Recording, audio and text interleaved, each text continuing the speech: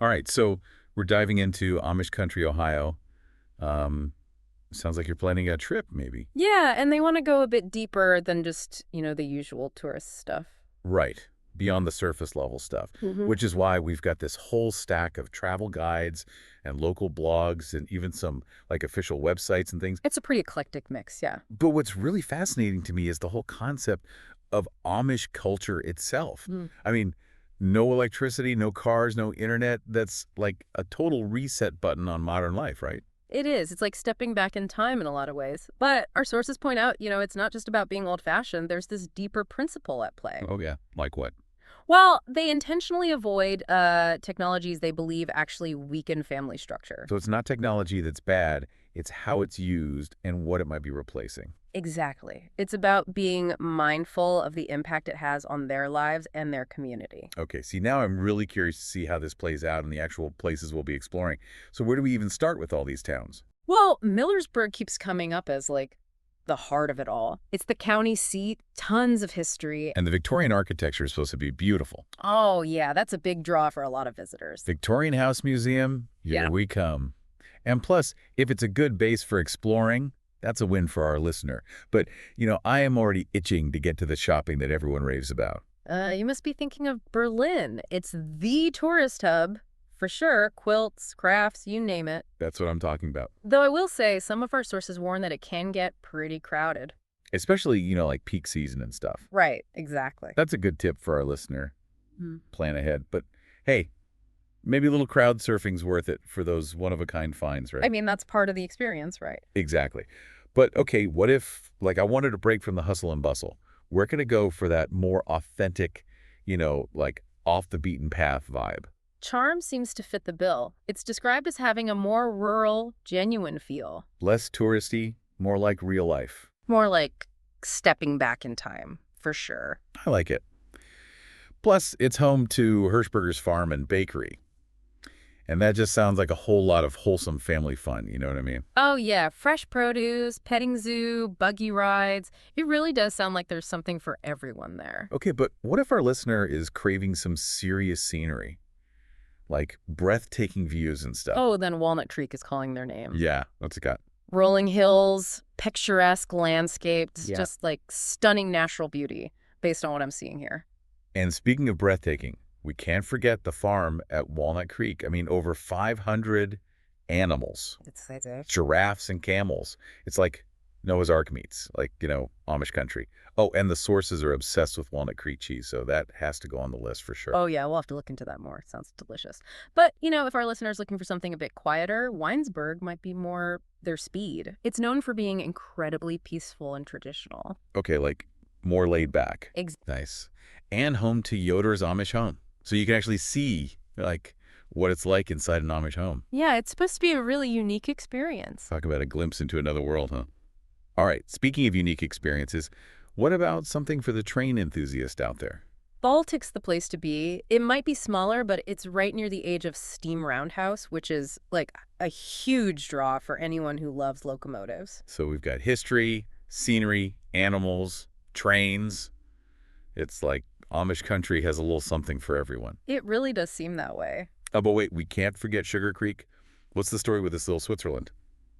Well, Sugar Creek's fascinating because it kind of blends, Swiss German heritage with those Amish traditions, creating like a totally unique atmosphere. Okay, so each town's got its own distinct personality, Oh, absolutely. which is awesome, right, for our listener Yeah, who wants to experience, like, the full spectrum of Amish country. exactly. Yeah. But enough with the overviews. Okay, let's dive into some must-do activities. Right. Okay, so for family-friendly entertainment, the Amish Country Theater comes highly recommended. Variety shows, ventriloquism, comedy. It seems like a guaranteed good time for all ages. And if mini golf is more your style, Country Acres Mini Golf has 2 courses, caters to different skill levels, and has ice cream. Oh, nice. Perfect trifecta. Yeah.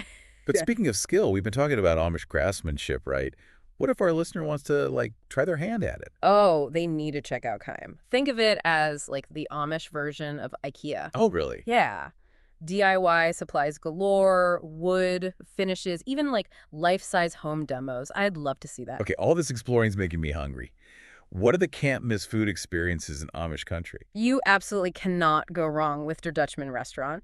Authentic Amish cooking, homemade pies, and their hot chocolate is legendary. Okay, hold on. Pies and hot chocolate. Okay, noted. But be prepared for, wait, though those lines are a testament to how delicious it is. Worth it. But wait, didn't we already talk about the farm at Walnut Creek? We did. So why are we talking about it again? Well, it's worth highlighting again because it's not just a farm, it's a chance to like connect with animals from all over the world, a truly unique experience you won't find just anywhere. True, true. Okay, before we get too carried away with exotic animals and pie, let's give our listeners some, practical advice, okay? Yeah. What tips do our sources offer for a smooth trip? First things first, pack the Dramamine. Those back roads can be winding. Our sources really emphasize that it's better to be prepared. Oh, good advice. Yeah. And what about timing? Like, how can our listener make sure they're in the loop on local happenings? Checking local event calendars is key. And the Buggy Talk newsletter gets a special shout out as a great resource. Okay, so you don't want to miss any of the, festivals or special events or whatever. Exactly. Okay, last but not least, what's the verdict? Day trip or go all in? With so much to see and do, I'd say a multi-day stay seems like the way to go. Plus, there are tons of charming bed and breakfasts. Okay, cute. And one even has an indoor pool. Talk about a relaxing way to end the day. All right, so we've covered the towns, the experiences, the practical tips. It's clear that Amish country offers a ton of variety. But what really stands out to you from all this information? What's a big takeaway? It's fascinating to me, this recurring theme of, slowing down, disconnecting from technology, appreciating those simpler things. It's such a 180 from the way most of us live today. Makes you think, you know? It does. But now I'm curious, how does this slower pace of life, this intentional disconnect, actually play out in, Amish families and communities? Yeah. I'm guessing that's where this whole idea of Gelassenheit comes in. You got it.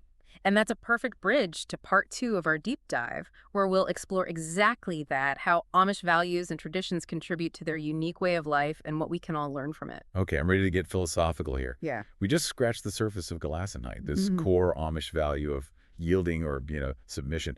It almost sounds countercultural in today's world, don't you think? It really does. I mean, we're all about striving and achieving and, being the best we can be. But the Amish, they seem to find strength in accepting what is and focusing on community over individual ambition. So how does Gelassenheit actually play out in their daily lives? Any examples from what we've read? Oh, absolutely. Imagine a farmer whose crops are, damaged by a storm, right? Instead of getting angry or frustrated, they might view it as God's will Okay. and focus on how the community can come together to, support them. That's a powerful shift in perspective.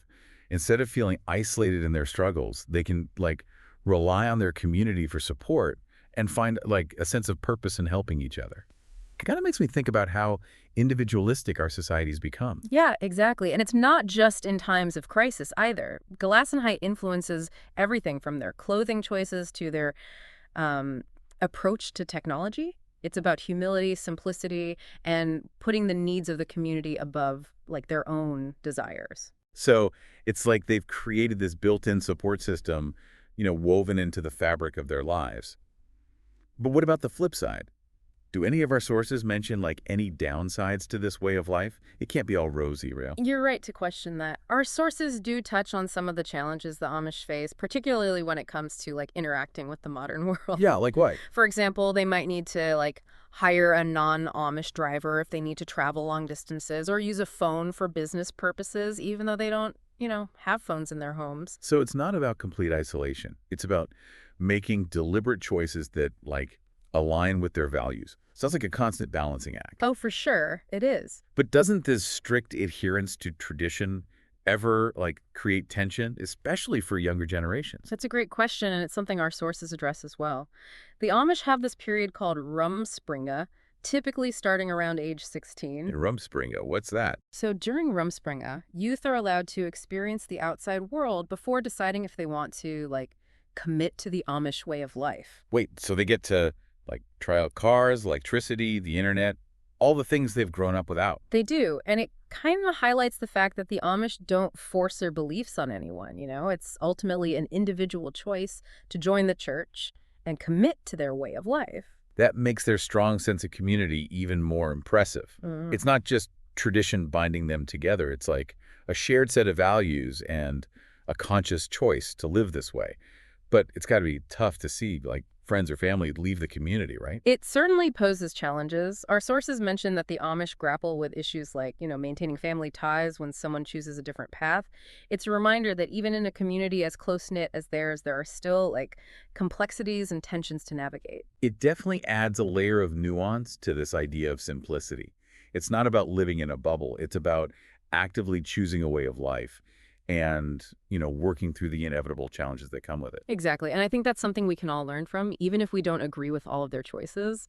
The Amish remind us to be intentional about like the lives we build, to consider what truly matters to us, and to commit to those values, even when it's difficult. So while a horse-drawn buggy might not be in my future, I can definitely appreciate the value of like slowing down, connecting with my community, being more mindful of the technology I, allow into my life. But what about our listener who's planning a trip? How can they like experience these values firsthand without being intrusive? That's a great point. Remember, visiting Amish country isn't like going to a theme park.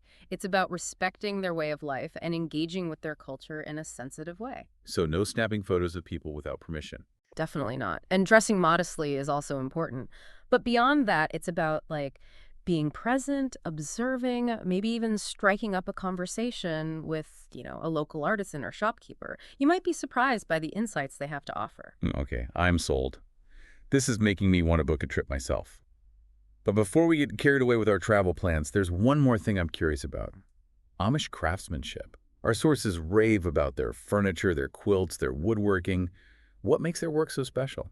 Well, it goes back to those core values we've been talking about.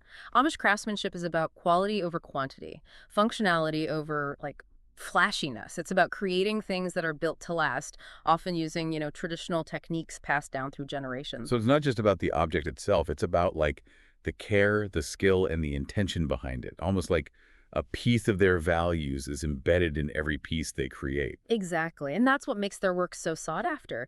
It's a tangible representation of a way of life that many people, like, admire, even if they can't fully embrace it themselves. It's like buying a piece of that slower, simpler, more intentional way of being. And speaking of tangible things, our listeners probably getting hungry from all this deep diving. We've mentioned some amazing restaurants already, but what about some, like, hidden culinary gems? Did our sources reveal any local favorites we shouldn't miss? Absolutely. One that stood out was Mrs. Yoder's Kitchen, known for their, like, hearty, home-cooked Amish meals. Think fried chicken, mashed potatoes, homemade bread. It's like comfort food heaven. Okay, Mrs. Yoder's Kitchen is officially on my must-try list. What else?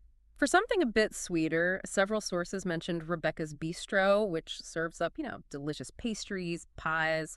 They even have some gluten-free options, apparently. Gluten-free pies in Amish country. Okay, I'm intrigued. This is definitely shaping up to be a foodie's paradise.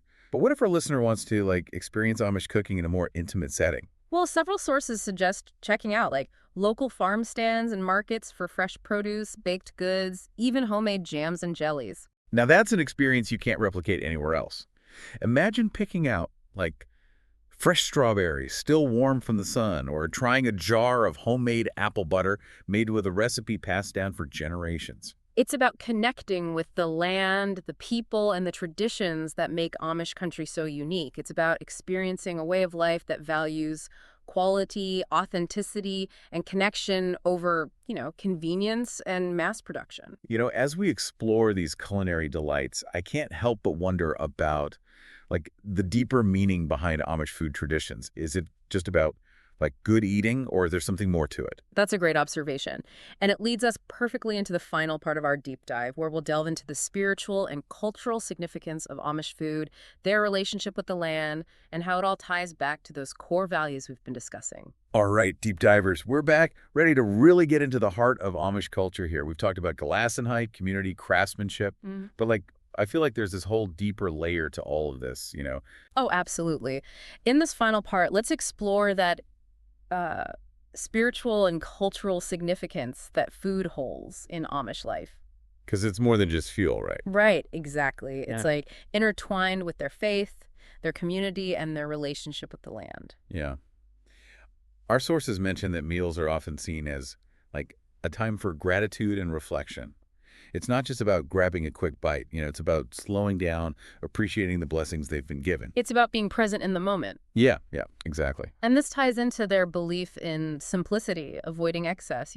You won't find like elaborate multi-course meals in Amish homes. No, it's about like wholesome, nourishing food prepared with care. Shared with loved ones. Yeah, exactly. So Oh, it's quality over quantity, using what they have without being wasteful, which is a pretty stark contrast to like the culture of overconsumption and food waste we see, in many parts of the world today. oh, absolutely. Yeah, it's a different mindset entirely. And that connection to the land is evident in their farming practices as well. Many Amish communities practice organic farming methods, Wait. using natural fertilizers, avoiding pesticides. So they're not just taking from the land, they're actively working to like care for it and preserve it. For future generations. Exactly. And that respect for nature seems to extend to the way they prepare their food too. For sure. Preserving food through canning, pickling, drying, that's still a common practice in Amish communities. It's a way of ensuring they have food throughout the year, and it connects them to like the rhythms of the seasons. So it's like they're living in harmony with nature rather than trying to control it or dominate it. Right. I'm just imagining those jars of colorful jams, pickled vegetables.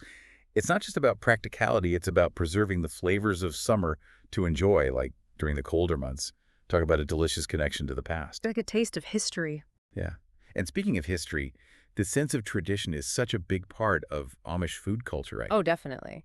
Recipes are often passed down through generations, and cooking together is a way of, sharing stories, strengthening family bonds.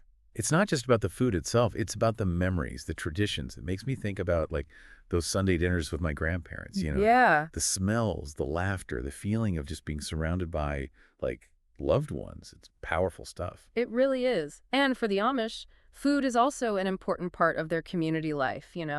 Potlucks, church socials, barn raisings, all occasions for sharing meals and strengthening those like social ties. So it's like food becomes this glue that holds their community together, Mm. a symbol of their like shared values and traditions. Mm. And for visitors like our listener, trying those traditional dishes offers like a glimpse into that rich cultural heritage. Oh, for sure, yeah.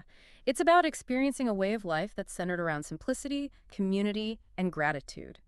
It's a reminder that food can be so much more than just, sustenance. It can be a source of connection, meaning, and even like spiritual nourishment. Wow, I think we've really come full circle here. We started with this simple request to learn about Amish country, Ohio, and we've ended up exploring like these profound questions about, how we live, what we value, how we connect with each other and the world around us. It's amazing how a deep dive into, a specific topic can lead us to these broader insights, isn't it? It really is. And I hope our listener comes away not just with like a list of places to visit and things to eat, but, with a new appreciation for the Amish way of life, maybe even some inspiration to apply some of those values to their own lives. Yeah, exactly. Maybe it's about like slowing down our meals, being more mindful of where our food comes from, or simply making time to, gather with loved ones, share a home-cooked meal. Even small changes can make a big difference. Absolutely.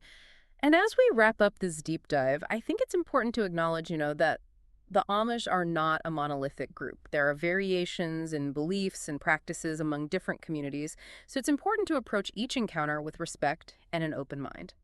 That's such a crucial point. It's about appreciating the diversity within Amish culture and remembering there's always more to like learn and discover. Well said. So to our listener who's embarking on their Amish country adventure, we encourage you to approach it with curiosity, respect, and an open heart. You might just find that this journey transforms not just your understanding of a different culture, but, your own way of seeing the world. And on that note, fellow deep divers, we bid you farewell. Yeah. Until next time, may your journeys be filled with discovery, wonder, and maybe even a slice of shifley pie. If you like my videos, like and subscribe, and throw a comment down below. Have a great day.